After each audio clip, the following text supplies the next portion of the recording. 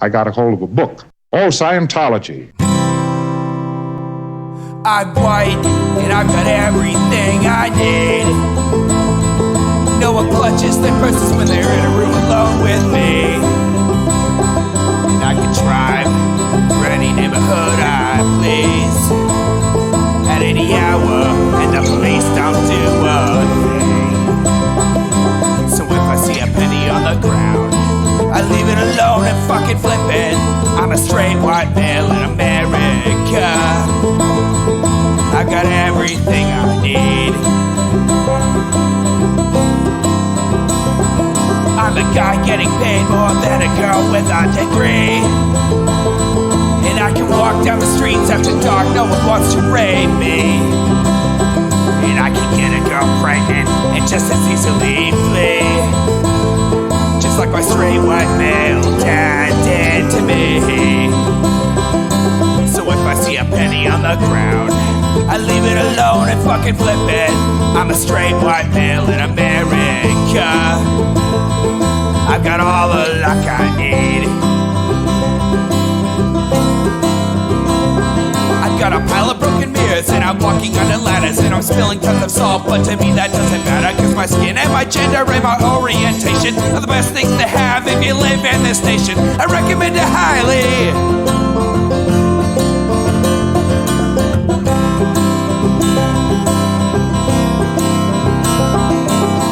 I see a penny on the ground, I leave it alone and fucking flip it. I'm a straight white male in America.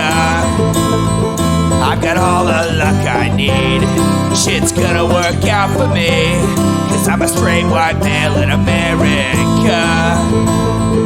I've got all the luck I need. All right, everybody, welcome to the Intellectual Dollar Tree. We do the show live every Wednesday, 7 p.m. Pacific, right here on Twitch, twitch.tv/Echoplex Media. If you're checking out the podcast of this, make sure you're following us on Twitch so you can catch all of our other live shows, unless you don't like our other shows, and then that's fine too. I'm producer Dave, and you can find me damn near anywhere. And I am HK Parent, and you can find me on Twitter at HK Parent, and you can find me in the chat where I go by Sylphweed, which is also the name of my own channel where I play games. We recently started playing GTA 5. We're only 8 years behind the curve. Oh, fantastic. Yeah. Fantastic. So we were off last week. We put on the podcast feed the classic IDT episode, Who Boffed the Neanderthal? And that... but I went back and listened to it and I realized something, that like the show I think was a little bit better when I went through and pulled clips instead of just letting a video roll. So I went through and pulled clips of this week's episode. So instead of like having to pause it and stop it and go back, we can primarily just let the clip roll and then comment after the clip like we were doing before, which made for a much more cohesive podcast listening experience. Yeah, like the Sunday show. Yeah, generally everything we pull for the Sunday show is short. Yeah. So this is a little off the beaten path, but sort of right in our wheelhouse. I was either going to do this on a Wednesday or on a Thursday, but since Wednesday goes out as a podcast and I have a bit of a bone to pick with the anti-Scientology community based on whose shows they've been choosing to go on lately, I figured I'd put it on something that goes out as a podcast. This happened a while back. This is Chris Shelton. A little background on Chris Shelton. He was in Scientology for 40 plus years and then got out and thought that he was instantly deprogrammed and called himself the critical thinker at large, which is a bizarre thing to think after you've been in a cult for 40 years. Probably takes a little while to get your bearings, right? A little while is an understatement. Yeah. If you've been in it like since you were 4, like it takes a little while to get your bearings. Well, he kind of plopped out and not just like talking about Scientology, but came out like, oh, I'm going to be a critical thinker. I tried to interview him like 3 years ago about cults and conspiracy theories, and I could not even get him to like come over to where I was at regarding the way conspiracy communities operate, like small decentralized cults. He mostly just wanted to talk about himself. It was a bad interview. And I did my best. I'd do better now because I'd just tell him, hey, I didn't interview. I'm not talking to you to talk about yourself. Like I would just fucking like because I like he was like kind of a popular person in the anti-Scientology community.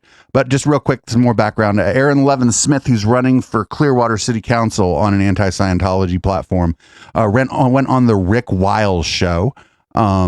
Rick Wiles is a known anti-Semite, and he couldn't do just the least bit of checking before he went on the Rick Wiles show. And then other people have been going on this former Gamer Gators channel. I have to do a little more looking into what this former Gamer Gator's been saying lately before I start throwing those people under the bus. But I think the bus is coming for those people too, because they're like, the guy doesn't like Scientology, and they just are just too lazy to do any checking. So our first clip is the obnoxious intro to the show. The name of the show Chris Shelton went on is, I'm not kidding, it's called Trigonometry. I've heard of this show. We've watched it before on IDT. So I guess we're just going to start with the first clip, and instead of telling me to pause it and shit, the clip's eventually just going to end on its own. Imagine that. It's like doing show prep is important or something. Here we go.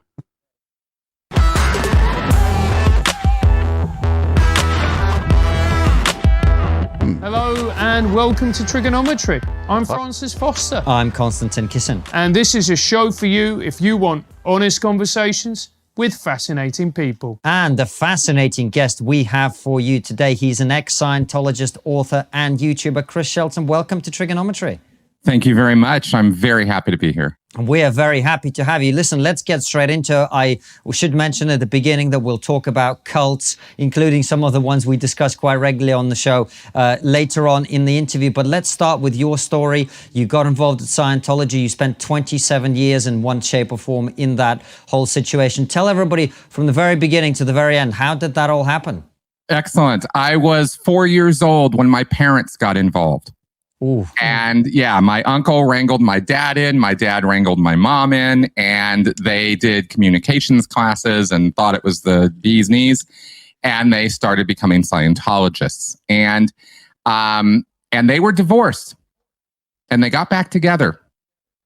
So my entire childhood, I credited to Scientology, to having a family. That was the big selling point for me as a kid.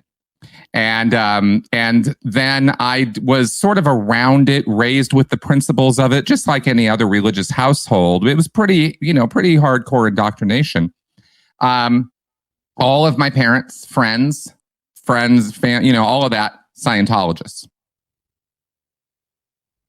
Okay, so that's just the intro there. There's no way to really tell when these videos ended. I just thought they were looking thoughtfully at the screen. So two good things to say about this. First of all, I really like his set.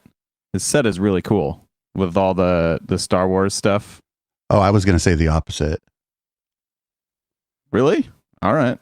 I like his set. So very... and then second thing is kudos to him for getting out of that, because like to be raised in the cult like that,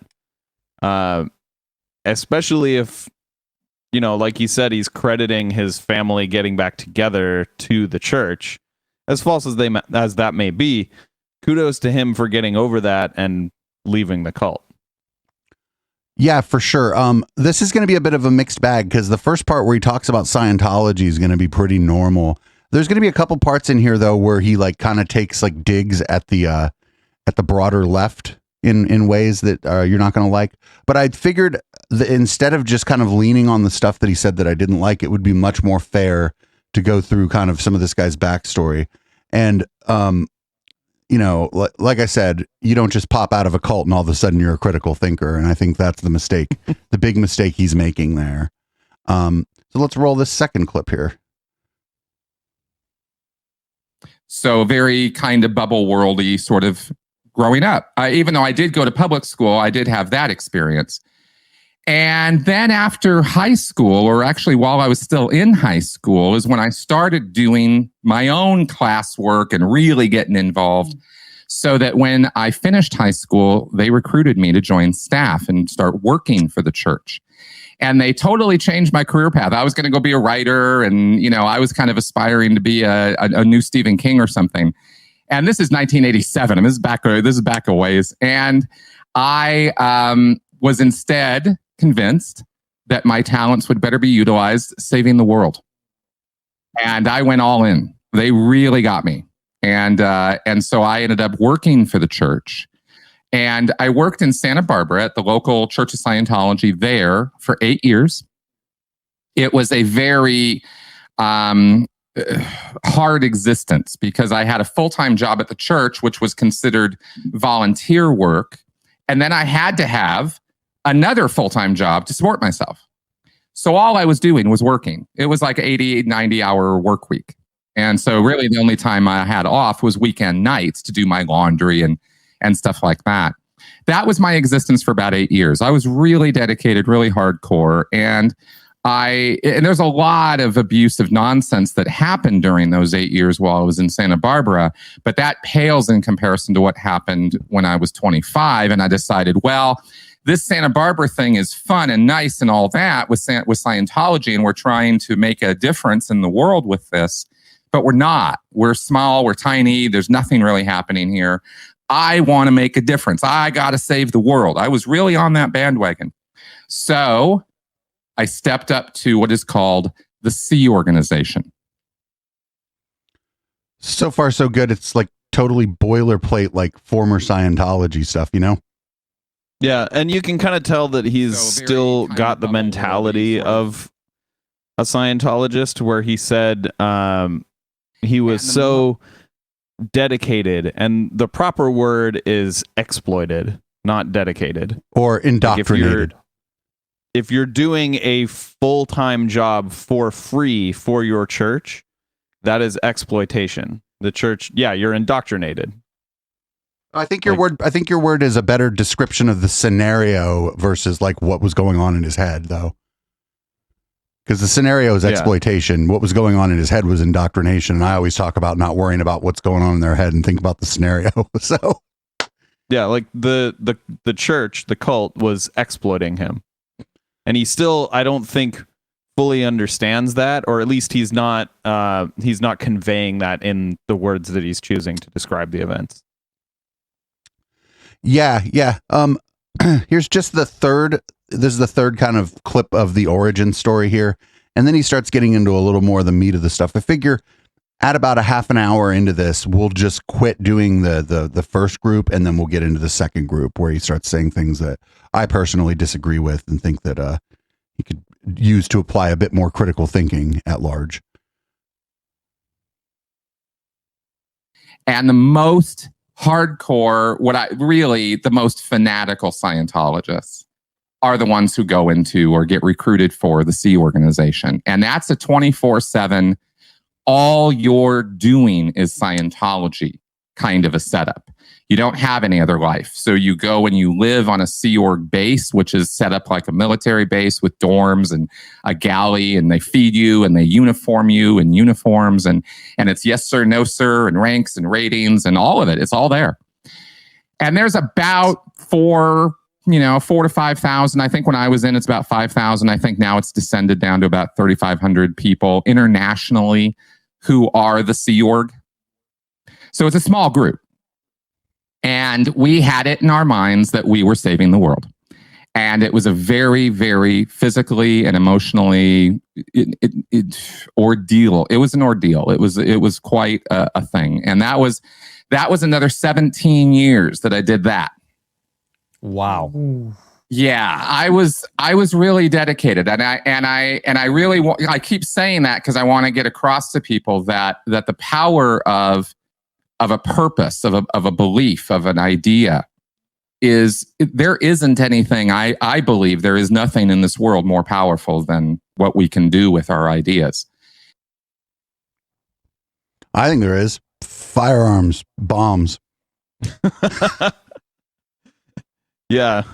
If someone has an idea and you kill them, they no longer have that idea. Right. And like I said, they're going to be just kind of knowing what trigonometry is and kind of what they do. That like the ideas are powerful thing to me was like the first red flag in this. Like when I watched it, I was like, uh-oh.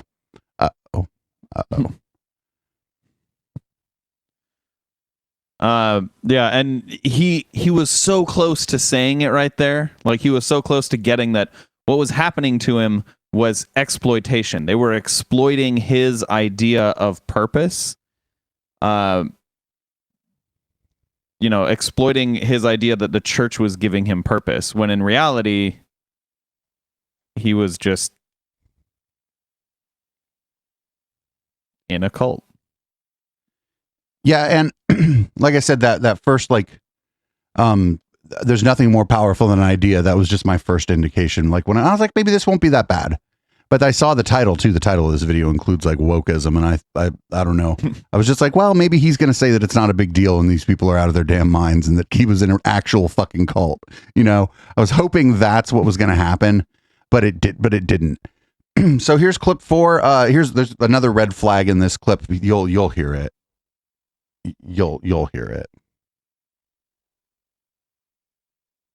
I had so many bad experiences, I cannot even begin to detail them all here. But for example, 3 years of that 17 years was spent on a re-education prison type program called the Rehabilitation Project Force. It's an internal Maoist re-education camp that exists within the Sea Org, within the world of Scientology. It's not a well-known thing. And it took me 3 years to go through this quote unquote rehabilitation program, which really meant that I was spending most of my day, anywhere from 10 to 13, 14 hours a day, on hard physical labor.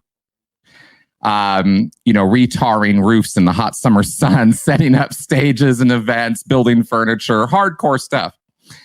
And that wasn't too much fun. That was the first time I ever broke a bone in my body, doing some work there and getting pushed around. And there was a guy who lost an eye. There were people who had very, very bad physical things happen to them as a result of that program. And I'm not even getting into right now the depths of the psychological manipulation that occurs. I called it a Maoist re-education camp because that's actually the closest thing I can think of to describe what this program was like. Did you catch what I kind of saw as the red flag in there? Him calling it a Maoist re-education camp? Yeah, that's like it's a cult camp. Right.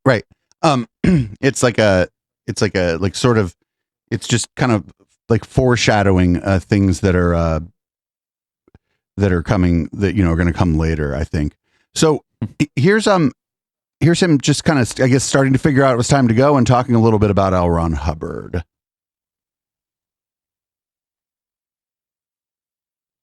So it was not a fun time, but it was, it was a life of dedication and discipline. And I thought, in my mind, I was comparing it to the kind of dedication that one would see in monks or nuns in a monastery type of situation. Like, it's that, we're dedicated. We are hardcore. We mean it. We're in it to win it.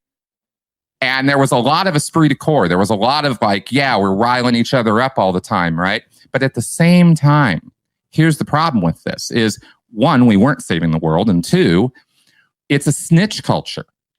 It's a 1984 kind of culture, quite literally. So you're always reporting on each other.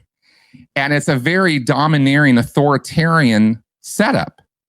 And your rights, your human rights, your civil rights, they don't matter in an environment like that. The mission is the only thing that matters, what we're doing. And of course, after all these years of abuse and nonsense, I started waking up. It was a slow process because it had been something that had been part of my entire life. I'd been part of this since I was 4 years old. L. Ron Hubbard was presented to me by my parents, who I loved and respected, as a genius, philosopher, scientist, brilliant writer. That was L. Ron Hubbard's positioning to me growing up. So I thought this guy was great. And I thought everything he said was true. And he says some pretty ridiculous stuff, to say the least. He talks about, taking spiritual journeys to Venus and Mars. And, he talks about intergalactic space civilizations and aliens and a lot of interesting, crazy stuff. But I thought it was all true because I was raised to literally believe it was true. So yeah, I mean that's just kind of boilerplate, like anti-Scientology stuff so far. So far he seems reasonable for the most part. So here's one of my favorite moments in this, just because of what happens here. The host finally asks a question after, we're about 20 minutes in, and he's not really there for that. He's not done waxing.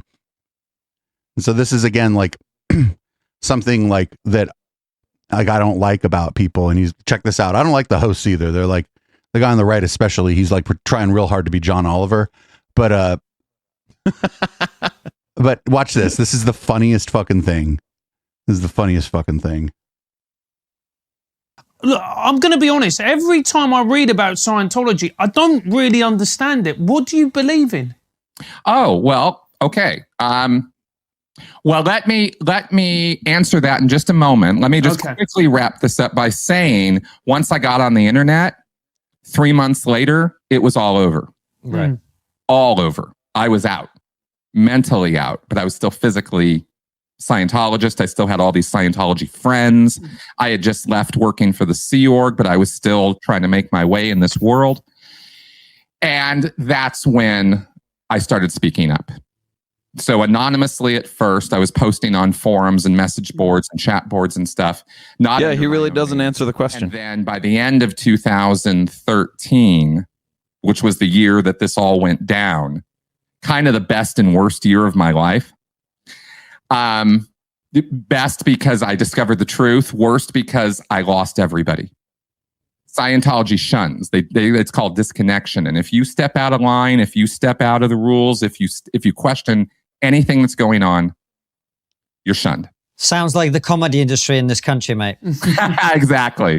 So it's sort of cancel culture on steroids, right? Yeah, because not only will they cancel you, they will continue to go after you if you keep talking, if you keep speaking up.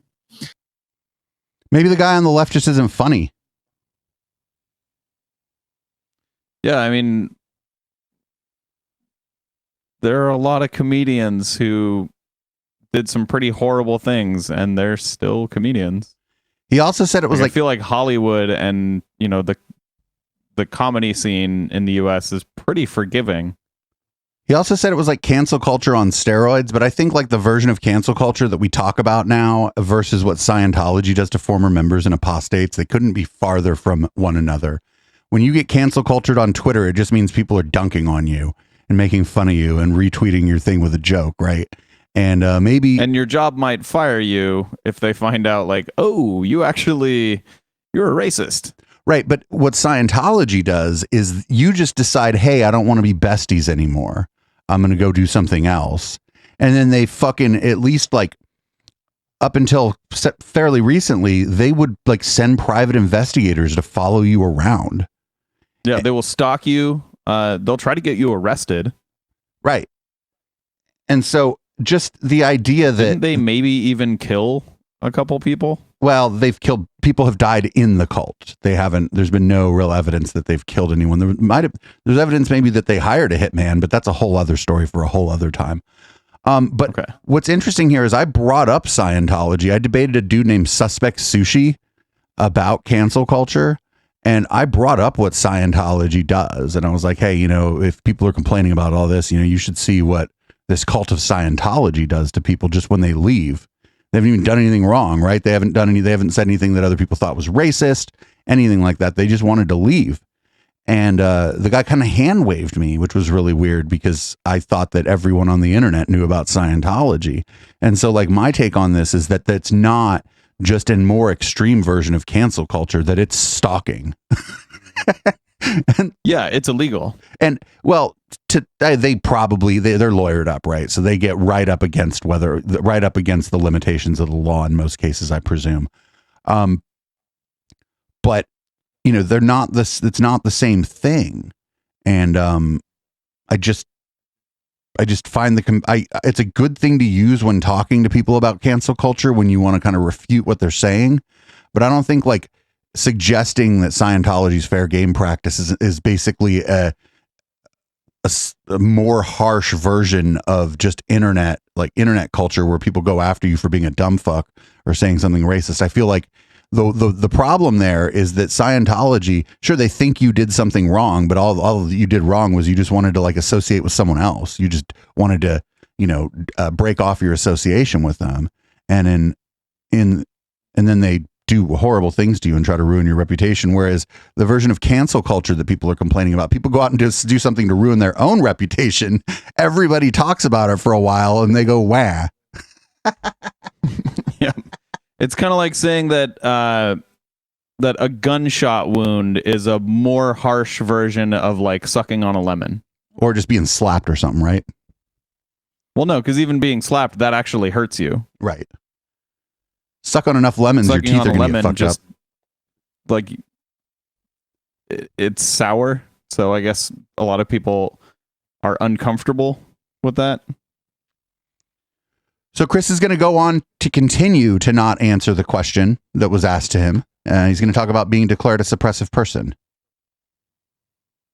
So I got out, and so by the end of 2013, basically a year after I had left, I was no longer a Scientologist. I was actually speaking out against it, and I'd set up a blog. And in 2014, I came out under my own name and started speaking out loud and proud because the church had figured out that I was speaking out, and they disconnected me and they declared me what's called a suppressive person. Or an SP. I'm an SP. I'm a bad guy. And that's the definition there in Scientology. That's the equivalent of being an antisocial, psychotic personality. Clearly. So, that's me. So, yeah. So that's the story, right? There's tons of details. I mean, so many things to get into with that. But that's the broad strokes of it. So like it was interesting. They asked him a question and he just wanted to keep going on his like story. And I think when I interviewed him, he told the same story. Like, I'm not sure, it wasn't like scripted or whatever. And I kind of feel for these trigonometry guys. Not that I like them, but I definitely was trying to pull this guy in a direction and I couldn't do it because he like kind of has to tell this story almost every time he goes on someone else's show. Even though this story is like well known and anybody could look it up on his YouTube channel. It's like playing your greatest hits. Yep. Yeah. I mean, at least in this case, to the extent that maybe some of the trigonometry people don't know how deep the problem with Scientology is. Maybe they know some stuff, but then he just compared it to not critical race theory. Oh God. He compared it to cancel culture. And it's like, well, these are, like I said a minute ago, these are just entirely different things. But are you ready for him to finally answer the question? Yes. Yes, I am. Well, good. I think he's ready too.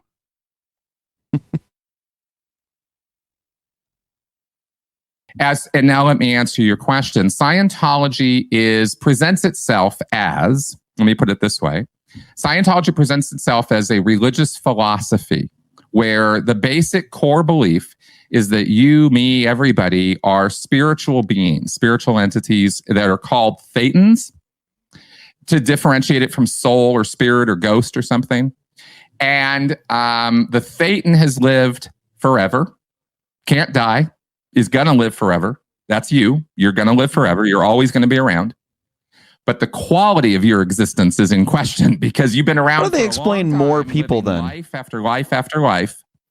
You have a body, you grow the body, you live the life, the body dies. You as a spirit are then compelled, Hubbard says, to go get another body, go down to the hospital and pick up a baby body that no other Thetan is glommed onto yet, right?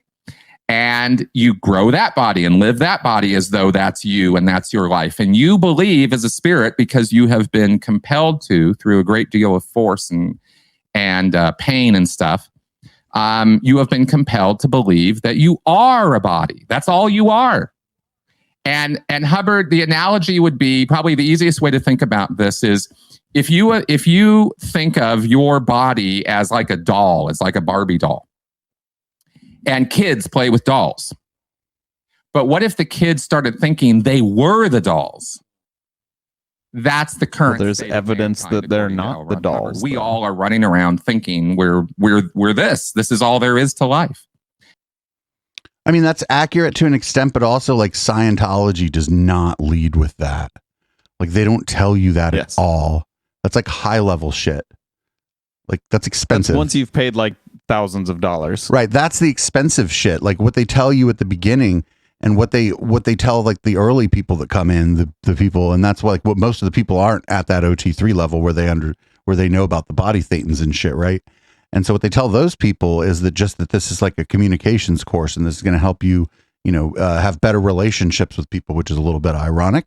And that's like what most of the Scientologists believe is that they're doing like community service work through a church and that they're like reaching some form of enlightenment, or they will eventually reach some form of enlightenment that they call clear.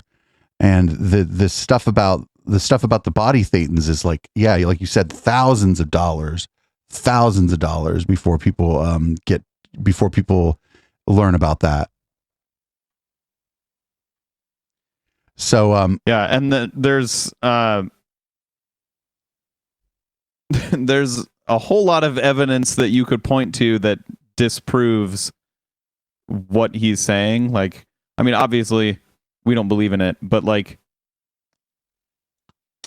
why would a thetan then just not remember its previous life? Like, are all your memories erased? I think like that's the big lie in Scientology, and they prime you to believe it because you know about the sunk cost fallacy, right? I mean, if you've given them $150,000, $200,000 or whatever, they can tell you whatever crazy shit they want. Yeah, and you're very likely to go, okay, okay, yeah, well, this was a good investment, sure.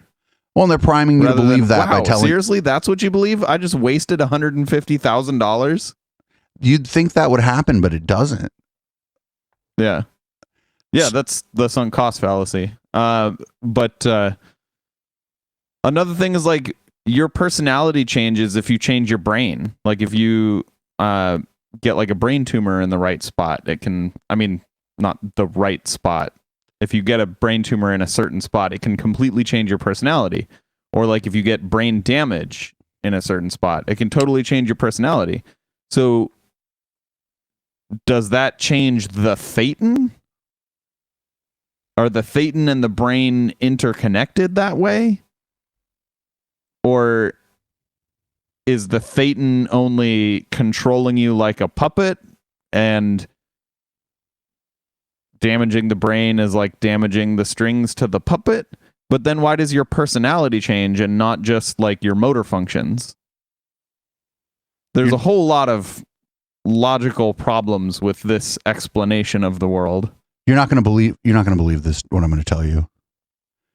One of the things that Scientologists believe is that once you become an operating thetan, you are like impervious to things like diseases and probably like a tumor changing the way your brain fucking works and shit. That you can't get sick and shit. Like they think that, and if you are getting sick, it's like a problem, and then you have to go like do auditing or whatever because you're not actually the operating thetan. You're letting your body. I guess L. Ron Hubbard didn't do enough auditing. That's right. He dead. Because yeah, he's not just sick; he's dead. Right. Yeah, it didn't work for L. Ron. Very dead.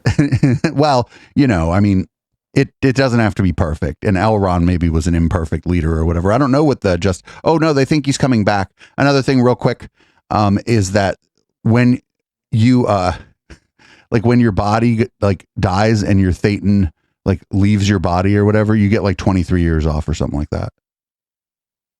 What? Yeah. You get 23 years off. Wait, what do you mean 23 years off? Like you just, time off as a thetan. You don't have to occupy a body. You don't have to occupy a body for 23 years, or you don't get to occupy a body for 23 years? You get 23 years off, man. I don't know. Like it's your choice as a thetan? No, I don't know. I think you get, I don't think it's like no. It's like when you get a bill. Is this like an it thing where you only have a certain amount of time to capture a new child? I'm just telling you get 23 years off. I don't know if you go to Club Thetan or what you do. Man, this is getting weirder and weirder. So I didn't even know about that part. We're going to skip some of the clips. That's okay. I'm better to have too many clips than too few. It's interesting here because he's going to bring up the Westboro Baptist Church as a cult, but then he's not going to tell you any of the reasons any of the things that are wrong with the Westboro Baptist Church. And this will be our last clip, just kind of him talking about cults and Scientology before we go to the other side of this one. Westboro Baptists, for example, in the Christian world, right? Christianity in and of itself isn't necessarily a destructive cult, but the Westboro Baptists sure are. So how do you know? Well, do you Christianity is a death cult? I'm on Twitter, so no, mate, I don't. do you get to disagree? What happens if you disagree? What happens if you have a different idea from what the leader's dogma or ideology is, or from what the official textbooks say?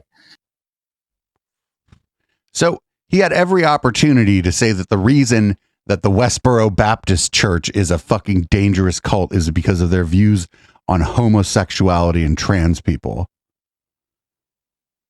That they're a bigoted cult. That's why they're a bad cult.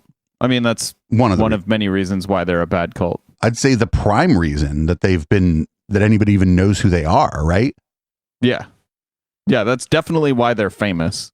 Right. That's why Chris Shelton and we probably know about the Westboro Baptists, because there's probably all kinds of little like Christian religious sects where they, shun people who disagree or whatever that we're never going to hear about. But yeah, he said he was talking about Christianity in general, and Christianity is a death cult. Like every generation of Christians thinks that they're the last generation of Christians. I mean, not all Christians would subscribe to that, but that's what the book says. Well, right. But that's why he's saying that like your local church probably, for example, isn't a dangerous cult, most likely, because it's not like an end times fucking prophecy place, right? The closest church to you is very unlikely to be an end times prophecy place, I don't know, man. When I was living in Sunnyvale, the closest church to me was a Kingdom Hall. Well, I didn't say dangerous cult. Like wherever you live, though, the closest church to you is likely to be like a mainline Christian or a mainline Catholic church, where they're not dwelling on that. This is the last generation of humans. Like they're encouraging you to have kids and to love your grandkids and shit. And if there's the last generation of humans, what the fuck's the point of having kids? So like you said, people don't buy the whole thing, right? And so. But the reason I pulled that is he had an opportunity to just say exactly why the Westboro Baptists are so bad. And, they weren't interrupting all the time. And this was fairly long. So he had the opportunity to say it, but he knows where he's at. And so he's not going to say it. So all that's pretty boilerplate. And I thought about not including it and kind of leaning more heavily on the second half of the interview. But I thought we would hate, let me find it here. Man, this is the kind of thing that I would be tempted to score as bad faith. Like I didn't want that thrown at me. So, or I'm dealing with people on a daily basis who are just happy to smear me dishonestly. Like I didn't want to deal with any of that shit. And so here we go. That was all kind of just boilerplate anti-Scientology stuff. Here we go. Here's where it goes. I would say a little bit off of the DC-8 that dropped whatever. It goes off the rails. I was going to try to make a fucking DC-8 Elron joke, but it wasn't going to work. It wasn't going to work. I should write my jokes down beforehand too. Off the port side bow about wokeism. To you, is that a cult? It is. To me, it is. Yeah, to be straight up blunt about it, I think it is. Here's the problem with saying that the people blow up, their heads blow up immediately, is they think that means that I disagree with the values of wokeism, right? Human rights, civil rights, equal rights. Let's give. That's not the problem I have with it. Of opportunity. Let's give an equality of opportunity. Not an equality of outcome, right? But an equality of opportunity. I think that's an important thing. Like, I agree with all those things. But this actually speaks to my point. I can agree with all those things philosophically, but what do people do with them? Well, some people go so extreme with them. They're so into having, human rights for everybody that they'll kill you if you don't agree. they'll strip you of your human rights and say that's justified because, you're standing in my way. It becomes this my Who way is he or talking the about? highway, this extremism, this fanaticism about it, this inability to consider that other points of view or other ways of seeing a thing could be legitimate, could have any reality or truth connected to it in any way, right? That when you have that refusal, that nope, the whole alternative facts thing. He has no idea what he's talking about. I heard you make confusal noises, HK. Yeah, who is he talking about? I've never heard of extreme leftists killing people because they don't agree with them. I've heard of extreme leftists killing people to try and rescue animals, and I disagree with that. I would suggest to you that every political ideology has blood on its hands when it is married to the state and possibly authoritarian power from the state.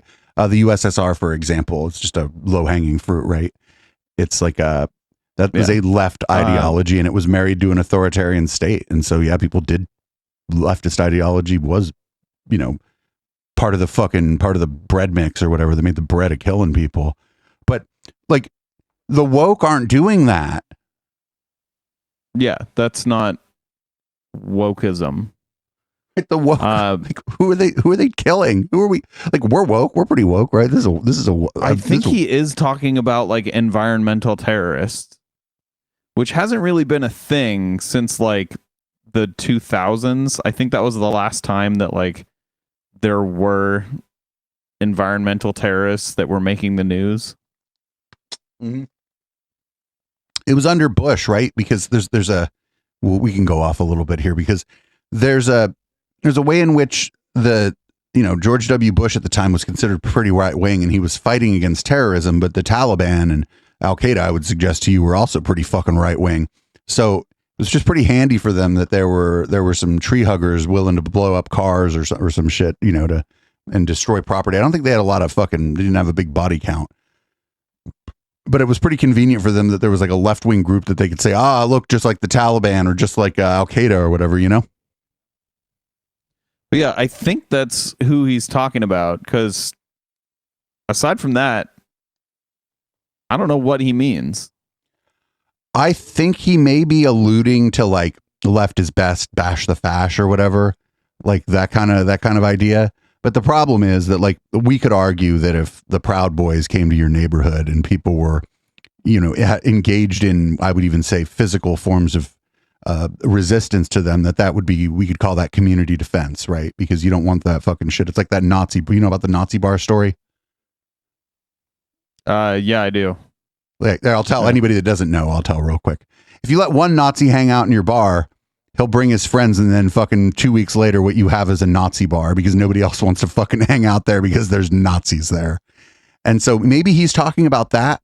But then what struck me was at the very end, he said, alternative facts. And that's not a left thing. That's not a woke thing. That was Kayleigh McEnany said that shit when she was, or was it that other ghoulish lady? What's her name? One of Trump's spokespeople said that about like facts and alternative facts, and those people were not Conway. Yeah, those people were not woke, right? Yes, they were not the woke. So this guy, like, he should stick to telling his Scientology story, maybe, because he doesn't. It seems like he just on these first two clips we played after they got into this part, it seems like he hasn't really thought this stuff through very deeply. Yeah, especially calling it a cult. Coming from where he's coming from, where he was actually in a cult, you would think he would be able to recognize a cult, but it sounds like he doesn't have the best cult dar. Don't worry, he's going to continue. Good, I was so looking forward to it.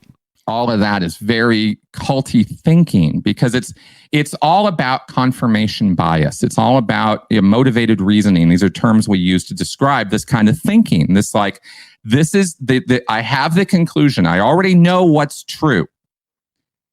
So if you're going to try to tell me something that's not this, I know before. I don't even have to hear it.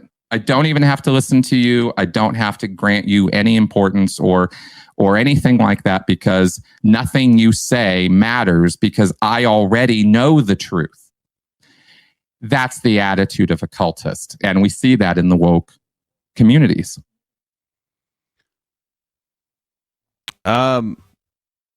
Do we though?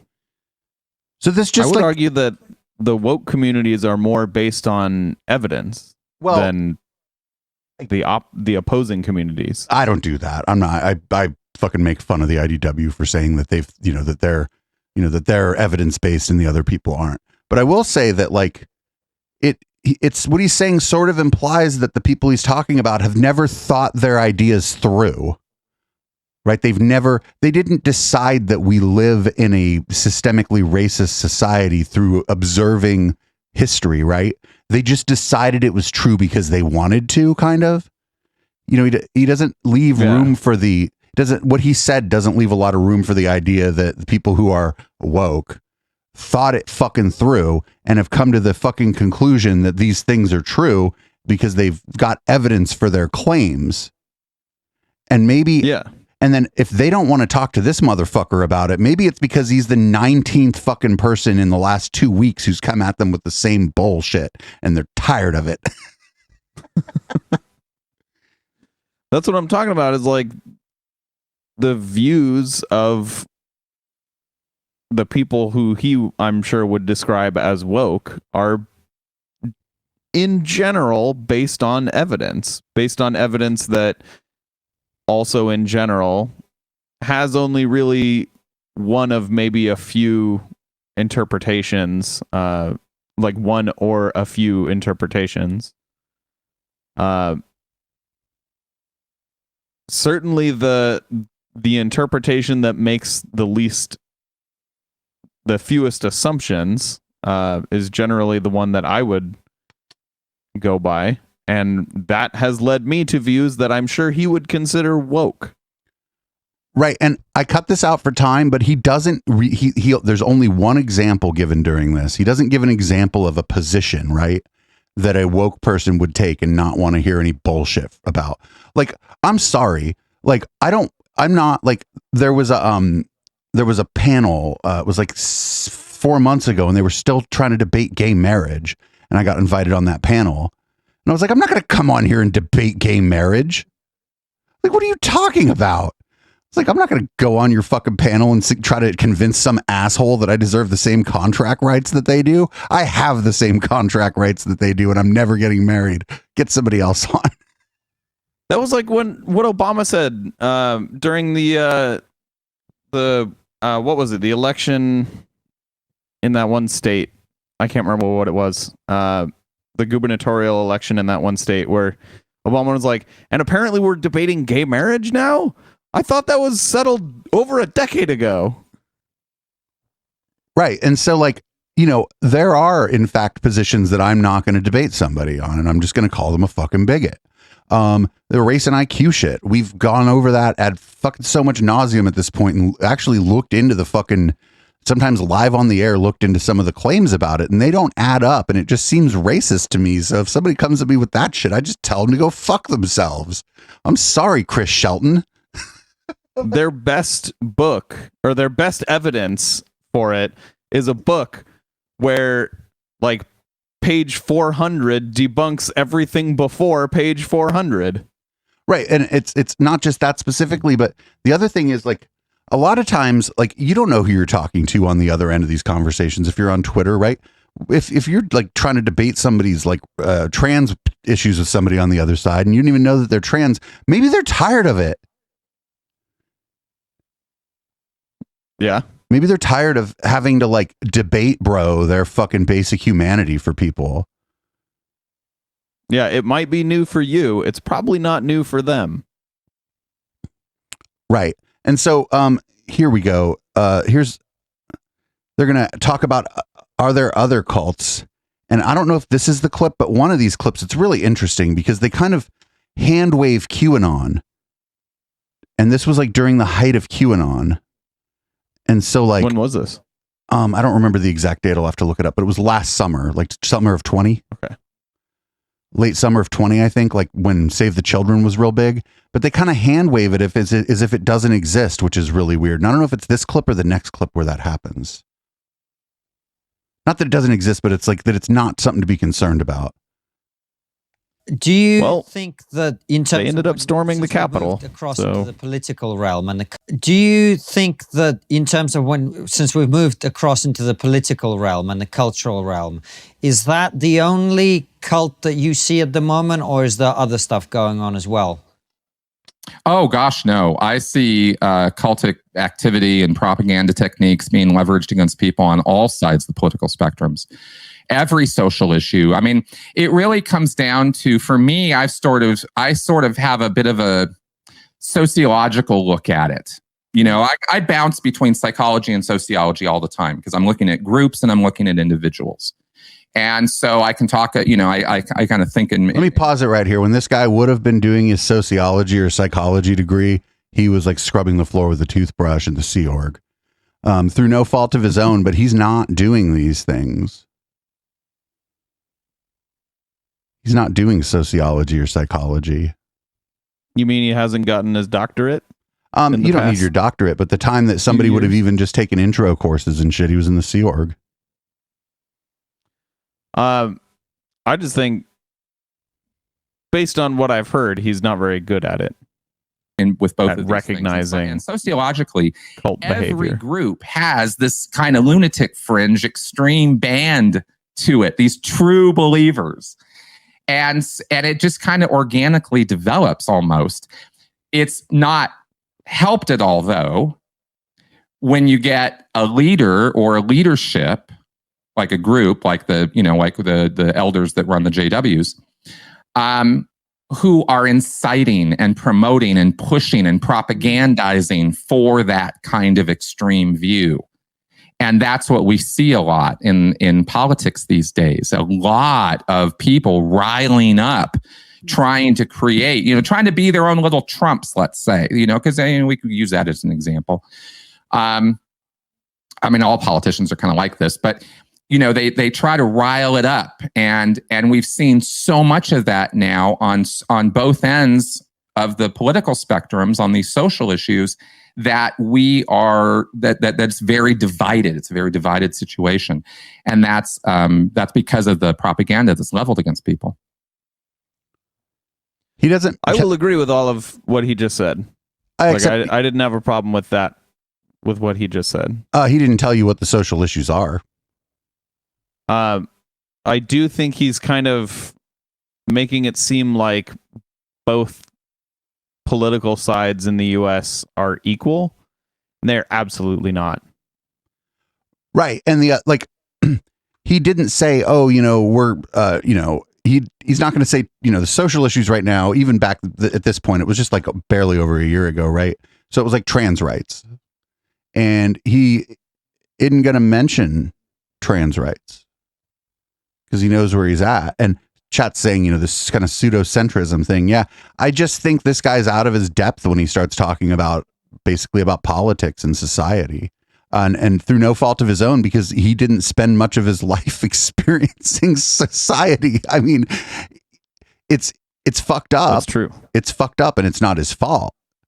But on the flip side of that, it's like, well, don't come and tell, the rest of us who are, I'm about the same age as he is, I think, maybe a little younger, but don't run around telling everybody else that they're too woke or whatever, and that they're in a cult because they've experienced society in a certain way and come to certain conclusions. I mean, you can, but we're going to make fun of you. Oh, this is funny. He's going to talk about how there's no Fox News in the UK. And while that's true, Rupert Murdoch has a media empire in the UK, and he just seems not to know that that's the same thing. Here we go. This is one of my favorites. Yeah, this is one of and Fox News has tried to get into other markets, and some markets have kind of resisted that, but those markets still have their own version of Fox News. Some of them have Rupert Murdoch specifically properties. Yeah.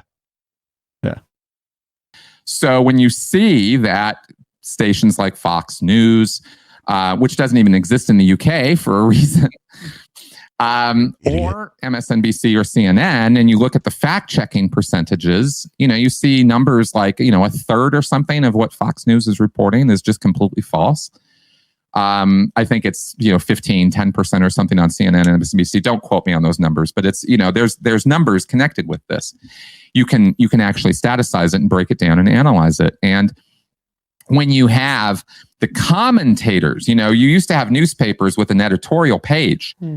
Now most of the damn newspapers, the editorial page with a little bit of news, and that news is, as you said, it is half the news. It's the information about the event that they want to present to you to either confirm your bias or push you in a direction of whatever agenda is being forwarded.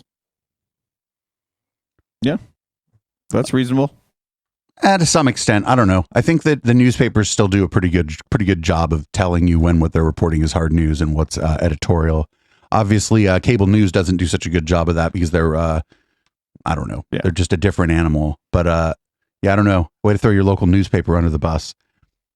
Yeah, I will definitely agree with him. Both Fox News and CNN are very biased, and everyone knows it. Well, not everyone knows it.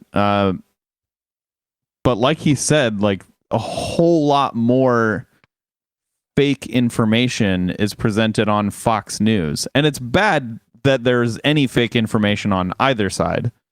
But it is a problem that the more fake information there is, the worse the problem is. So the problem is worse on Fox News.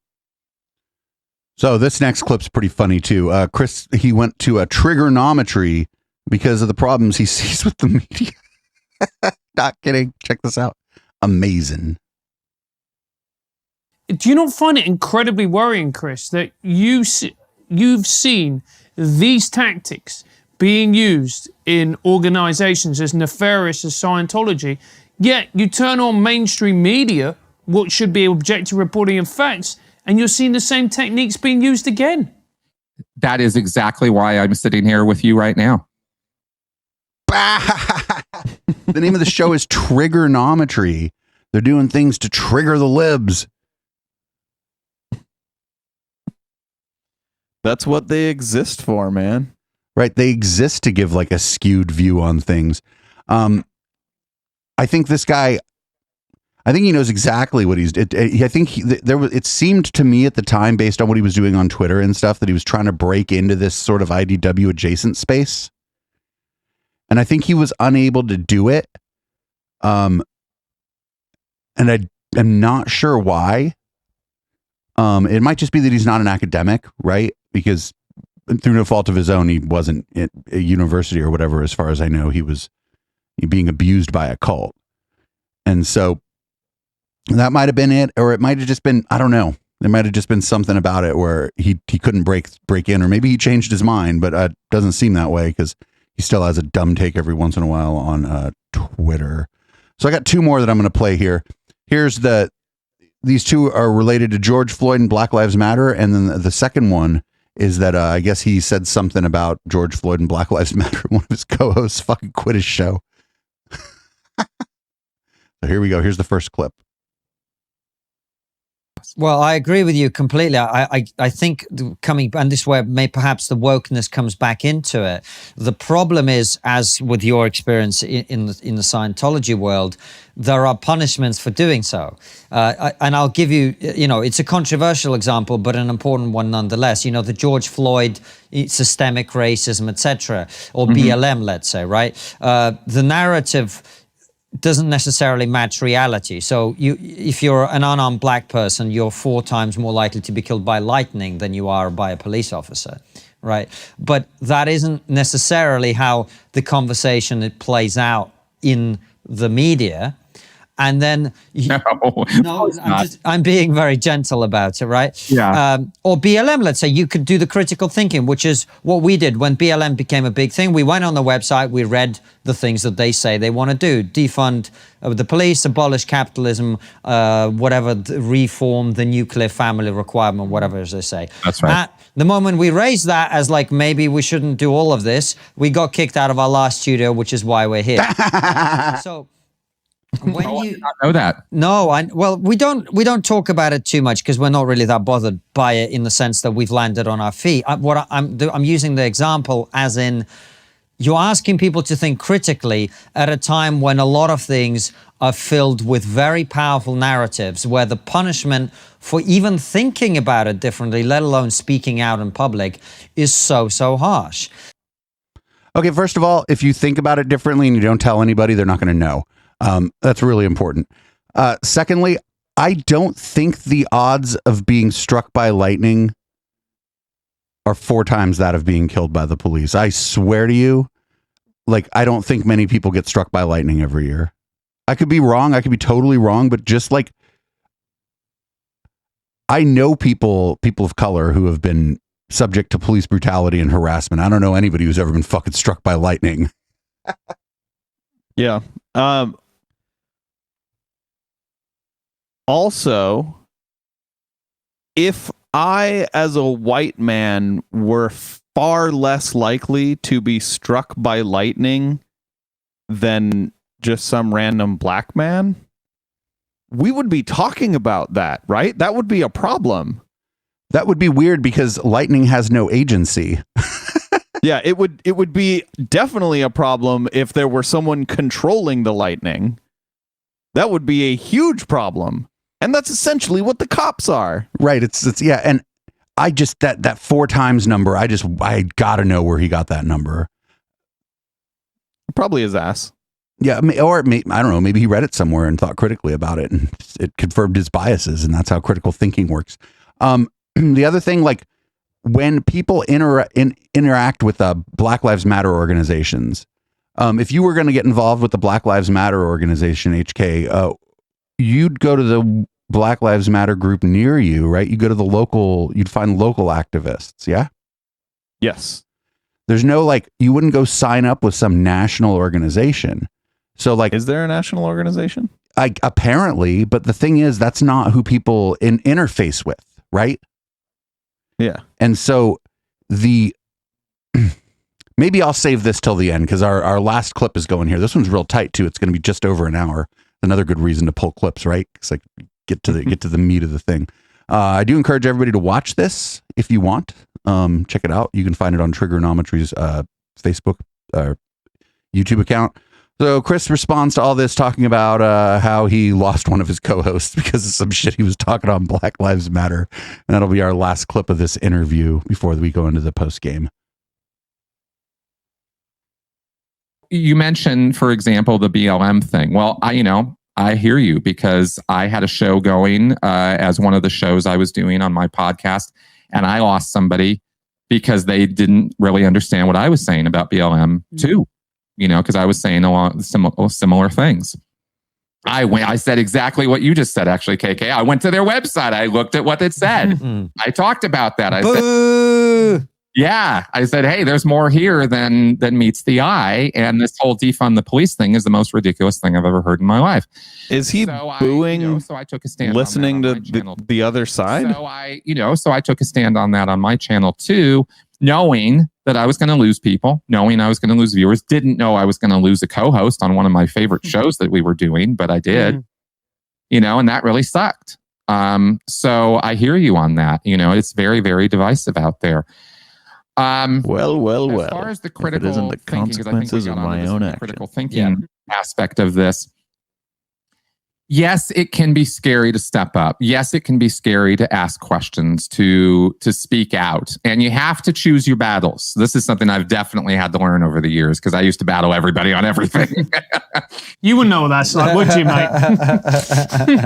And it was actually on Reddit of all places that I finally, somebody pointed out, you got to pick your battles, but whatever, you do you. And I suddenly was like, oh, I guess I am kind of wasting some time here, aren't I? So I didn't bother to go back and look what he said, but it's just so important. He doesn't know anything about the Black Lives Matter movement. That's it. He doesn't know anything about it. Zero. You don't go to their website and sign up to be a Black Lives Matter. I don't even know who the fuck runs the national organization. But when people got involved, they got involved locally. Yeah. It's the only way to get involved. I don't know how much, I don't know what website he looked at. Are there several? If you had no idea what BLM was, you might look it up online and find some national site, some national organization, and go on their site. But yeah, he was talking about going on the site, and then the other guys booed him for it. Like, why? Yeah, I know, that was weird. The other thing he brought up was like that they want to defund the police and like remove focus on the nuclear family. You talked over that part. But like removing focus on the nuclear family is not the worst thing in the world, because a lot of single parents out there, right? A lot of single parents out there. And so like removing that focus, taking away the idea that is the, a man and a woman parent with, however many kids I guess 2 parents is better than 1. There's 2 of you. There's no mistaking that. You can divide chores up. You have an advantage, possibly 2 incomes, or just the ability to divide up the tasks that have to do with the kids. But this is all just from some fucking website that he like perused real quick and then didn't do any deeper digging into what's going on. Yep. I did look up the statistics, by the way. This comes from erieinsurance.com. What are the odds you'll be struck by lightning? By Eliza Greenawalt on August 9th, 2019.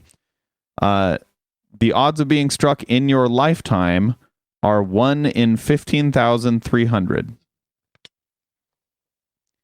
And this second article is from the LA Times. It's called "Getting Killed by Police is a Leading Cause of Death for Young Black Men in America" by Amina Khan, August 16th, 2019. So about the same time, within a few days of each other. About 1 in 1,000 black men and boys in America can expect to die at the hands of police.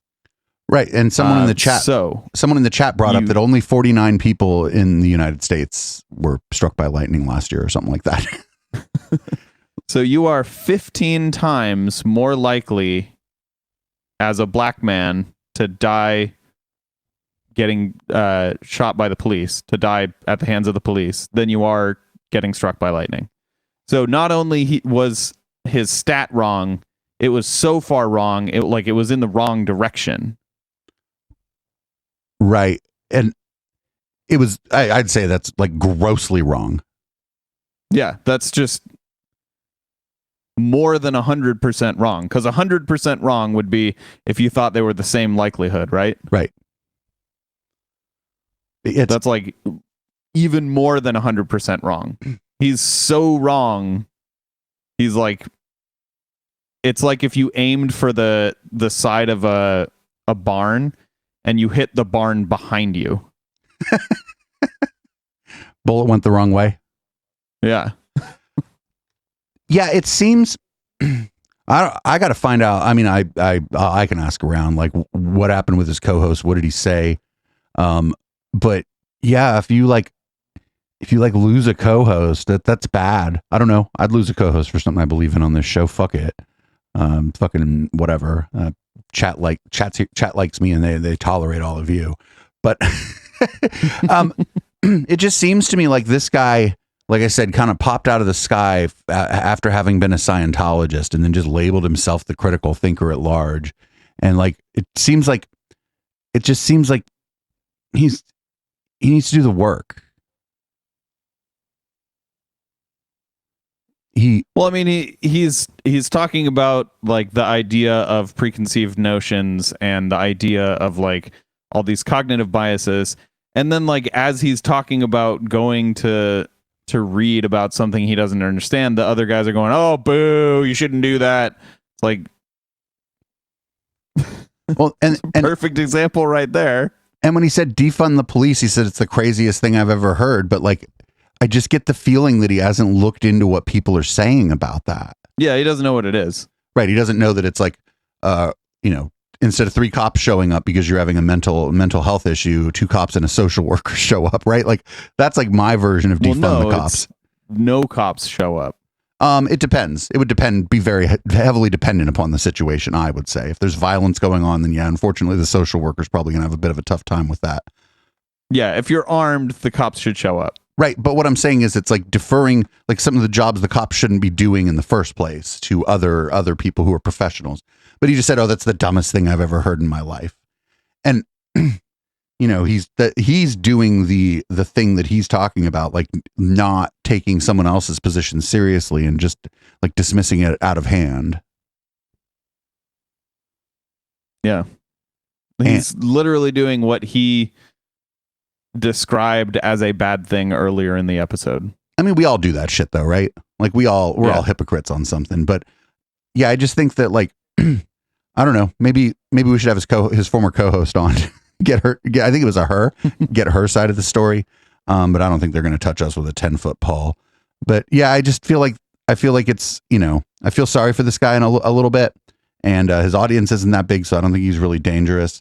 And I think that after having been in a cult for almost 30 years, maybe you should hold off on calling yourself one of the, the critical thinker at large. I think maybe you need, half that time, 13 and a half years or whatever to fucking, he said 27, you like half that time to fucking deprogram, or a third of that time, 10 years maybe, or something, it's like, or at least like if someone presents to you an argument that you are doing something like you are falling for your own cognitive biases, like maybe examine your own beliefs.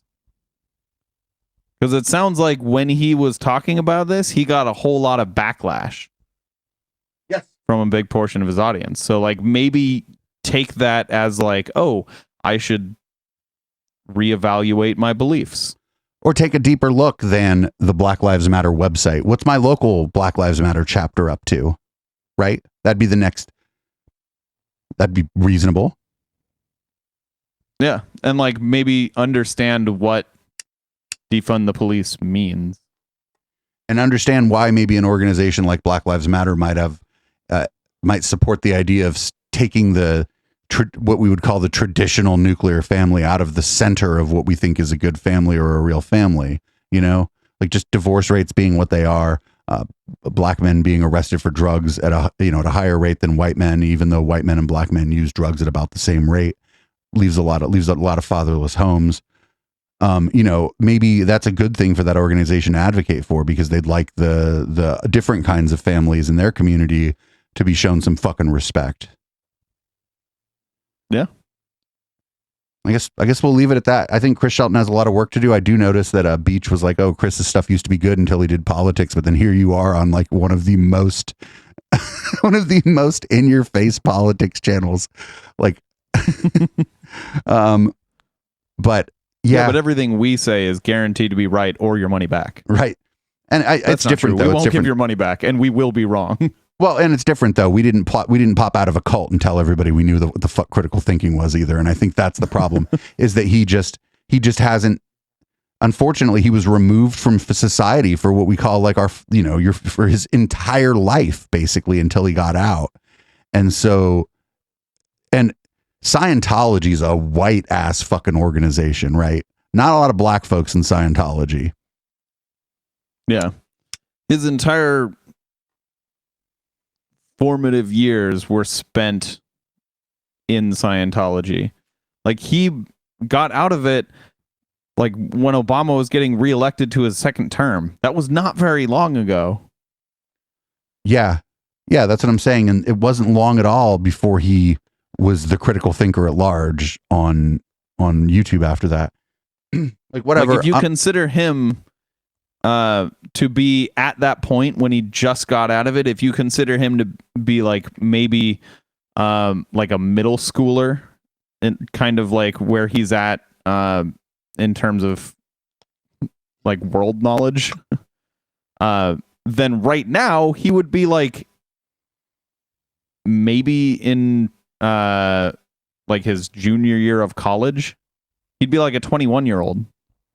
For sure. Well, that was what it was. I think the first half he had some fairly good information about the cult of Scientology, though he talked about it as if it was Maoist, which is a little weird, but whatever, we'll let that go. And I think that he has to do a little bit more thinking about the world around him, and most of it's through no fault of his own, but he should be just a little more willing to question like his assumptions about the world, like he was suggesting that other people do. Thanks everybody for listening to the podcast. Thanks everybody for listening to the podcast version of the Intellectual Dollar Tree. This show's live on Twitch every Wednesday at 7 p.m. Pacific. That's twitch.tv/Echoplex Media. And because it's what we always do, we're going to play Boomers, and then I'm going to turn the lights red, grab myself a weak cocktail, and we'll go into the post game. Live listeners, stick around. And everybody gets this show for all our shows for free this week on Patreon. So if you're listening on the podcast app and you want to find out what happened during the post game, you can just go to Echoplex or patreon.com/Echoplex, and you will be able to download the full audio, and you should just be able to go to whatever time says the end of the podcast was on your podcatcher and pick it up there. Boomers by Periscope. We'll be right back with some other kind of crazy shit.